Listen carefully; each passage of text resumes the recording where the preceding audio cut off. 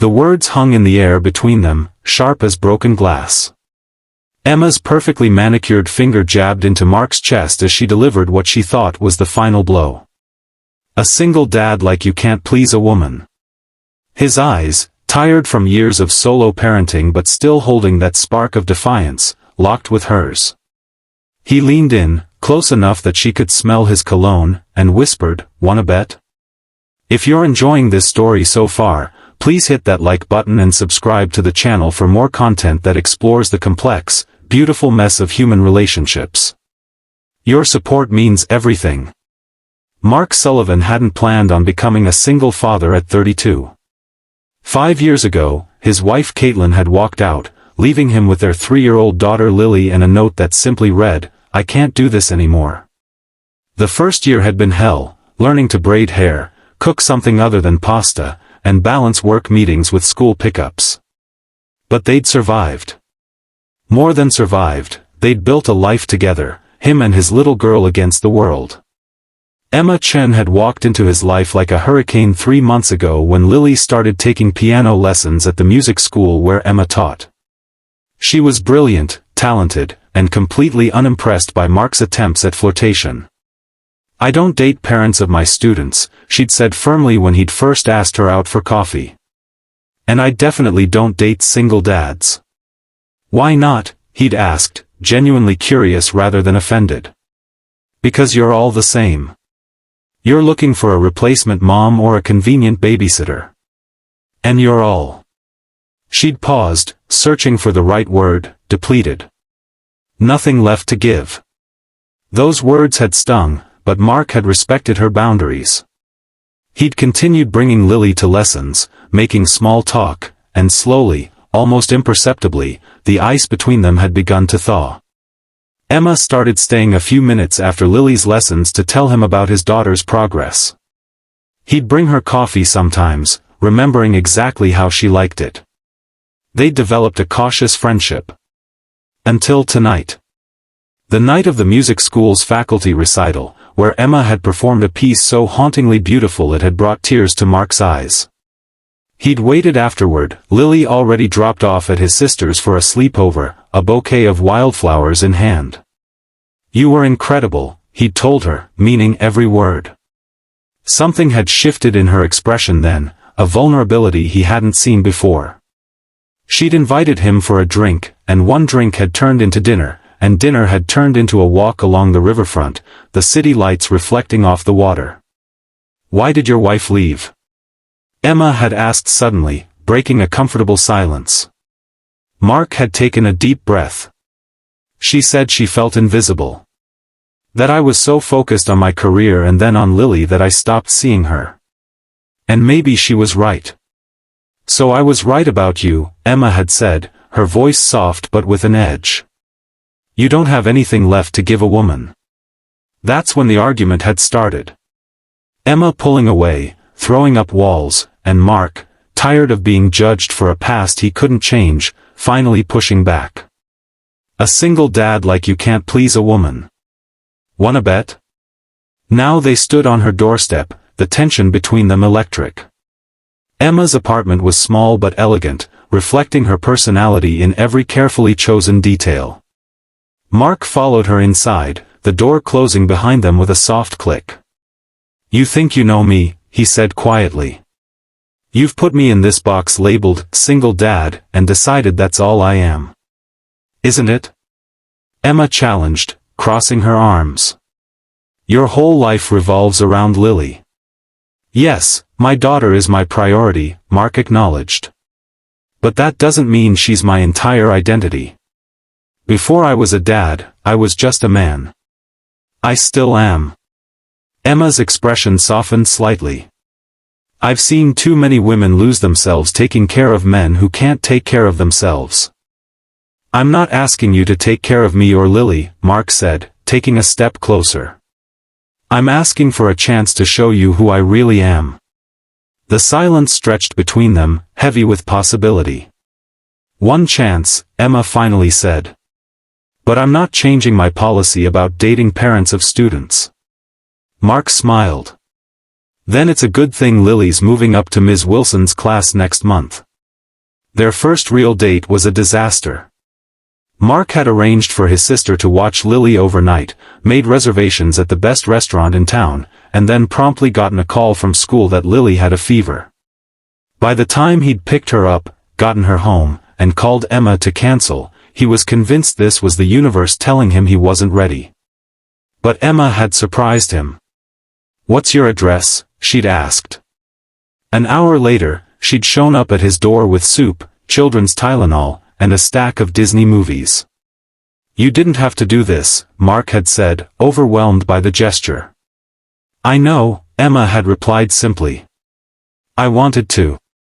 They'd spent the evening taking care of Lily together, and when the little girl had finally fallen asleep, they'd talked for hours on Mark's worn living room couch.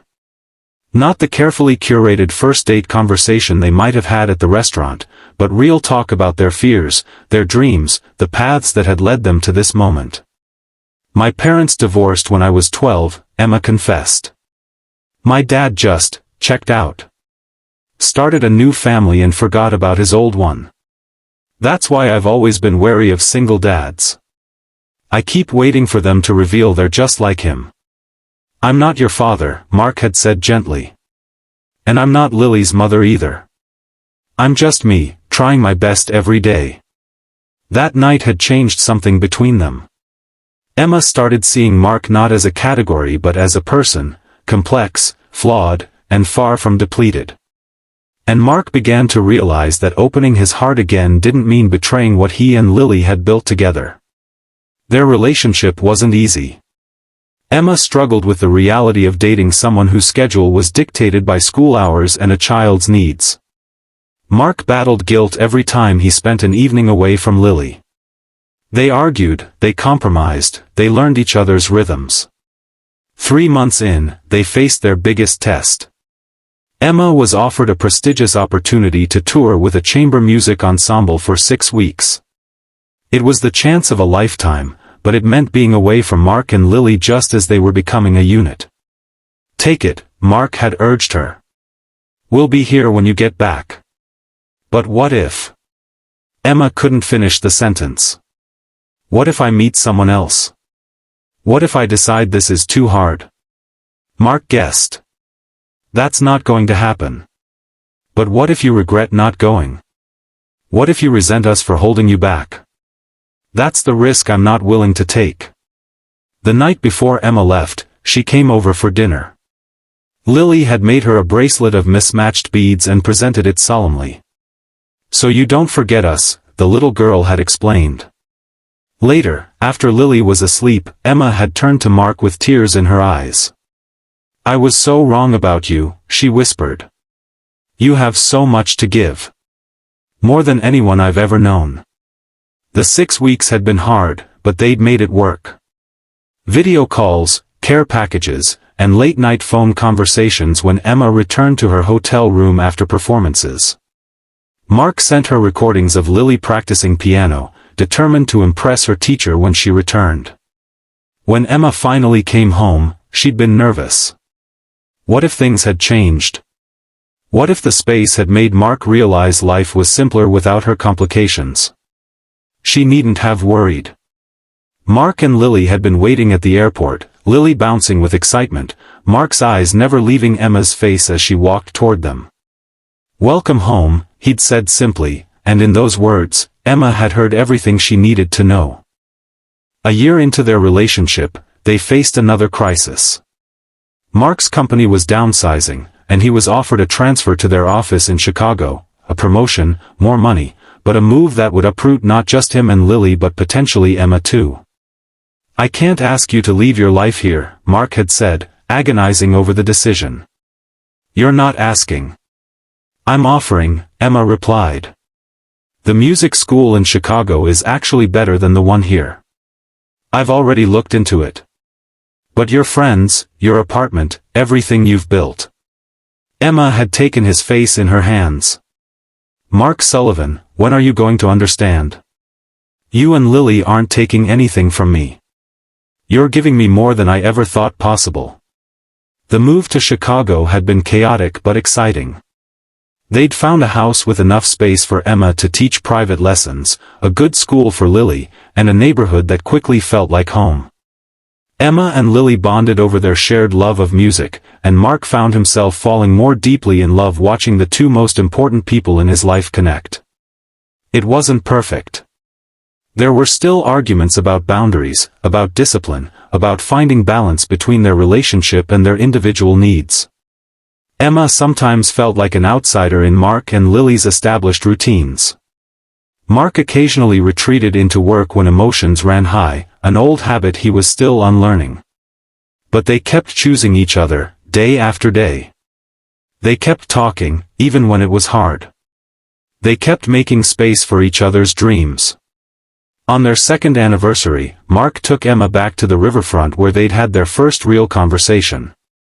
Lily was with them, holding both their hands and chattering about her day at school. "Remember what you said to me here?" Mark asked as they watched the sunset paint the water gold. Emma smiled. "I believe I insulted you rather thoroughly."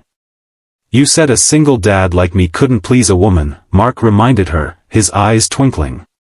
"Still stand by that assessment?" Instead of answering, Emma knelt down to Lily's level. "Lily, remember what we practiced? Do you have the box?" Lily nodded solemnly, reaching into her little backpack and pulling out a small velvet box. She handed it to Emma with a giggle. Mark's eyes widened as Emma stood up, box in hand. "What's happening right now?"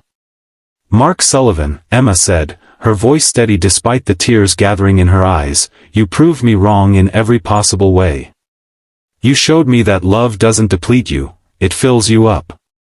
You and Lily taught me that family isn't something that holds you back, it's what gives you wings." She opened the box, revealing a simple platinum band. "So I'm asking if you'll marry me, and let me be part of your family officially." Mark stood speechless, tears streaming down his face. Lily tugged at his hand impatiently. "Daddy, you're supposed to say yes now." He laughed through his tears. "Yes," he said, pulling both Emma and Lily into his arms. "Yes to everything." Their wedding was small but joyful. Lily served as both flower girl and ring bearer, taking her responsibilities very seriously. Emma's students performed during the ceremony, filling the room with music.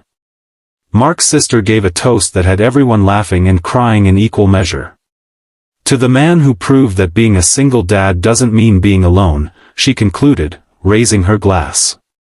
"And to the woman brave enough to bet on love." 5 years after Emma had walked into their lives, Mark watched her helping Lily prepare for her first major piano recital. His wife's hands guiding his daughter's fingers across the keys, both of them completely absorbed in the music they were creating together. He thought about that night on the riverfront, about Emma's words that had cut him to the quick.